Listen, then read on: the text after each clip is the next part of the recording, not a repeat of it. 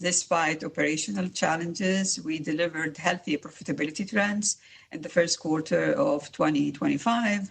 Our net profit after tax were impacted by a newly implemented tax regime that was rolled out in different markets that we operate in, increasing our effective tax rate to 16.3% in first quarter of 2025 compared to 9.2% in first quarter 2024. This led to a drop in our net profitability by 8.5% year on year, but our profit before tax grew by close to 1% during the quarter. Operationally, we continued to drive strong volumes and revenues from various locations as part of our diversification strategy.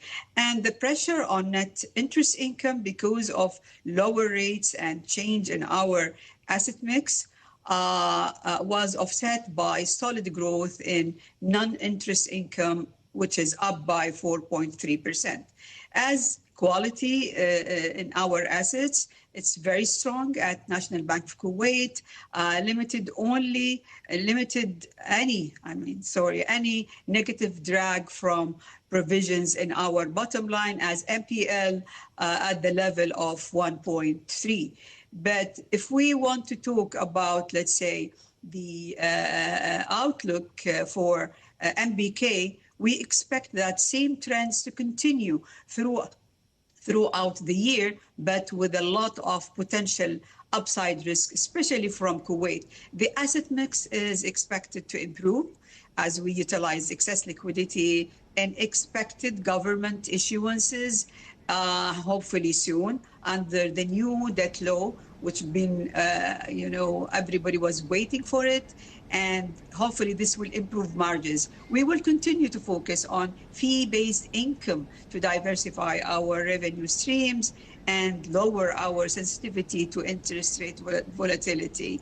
Despite the escalating geopolitics and the expected trade war and its impact on growth outlook, we still expect Kuwait growth to continue and to outperform on the back of strong infrastructure spend and economic and legislative reforms.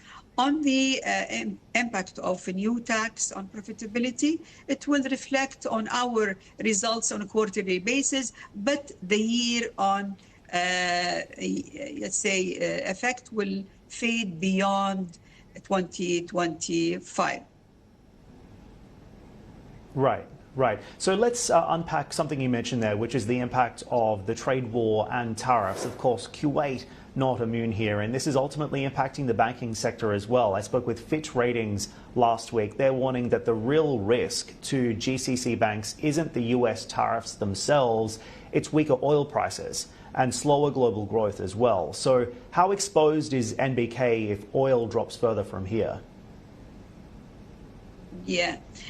Well, basically, considering the level of uncertainty that prevails today, it is challenging to take a solid view of economic activity going forward, even in the region. In a scenario of less volatility in oil prices, regional GDP growth could recover on a steady increase in oil production, providing a boost to economic performance across the GCC. This rebound is further supported by diversification efforts and policy reforms aimed at encouraging higher consumption and investment, especially considering the strong financial buffers of most GCC countries. In Kuwait, the outlook is particularly optimistic, driven by emerging opportunities and progress in businesses and the level of activities in Kuwait and the diversification as well. We believe that the government will emphasize on focusing to give more to the private sector and its engagement in the growth in the economy, which we expect, and we are so positive about it. Let's say, the macro trends, the global economic environment remains highly volatile, driven by increasingly policy uncertainty and fluctuation trade measures. As you know, the tariffs that states will impose on too many economics worldwide, I mean, across the world, definitely it will impact. But as I said, in the GCC, it's a huge difference, knowing that most of, or all GCC countries have, strong sovereign wealth fund balances, which gives, strength to the economy and business performance. Indeed, the region has shown resilience through these downturns and moments of volatility in the past. What I'm also watching, though, is the fact that OPEC Plus is increasing output at the same time, though, which really adds the risk to oil prices here. We could see prices moving significantly lower. Shaikha, from your perspective, what is that doing to credit demand in this environment? And are you changing lending standards as a result as well? I mean, tell me, what are you doing to prepare for what will ultimately be, yes, a period of resilience, but yes, also a period of volatility to come? Well, basically, I mean, we are in Kuwait awaiting for the big pipeline of projects, and we are very optimistic that soon we will see too many of mega projects will be awarded, and this will create opportunities for banks.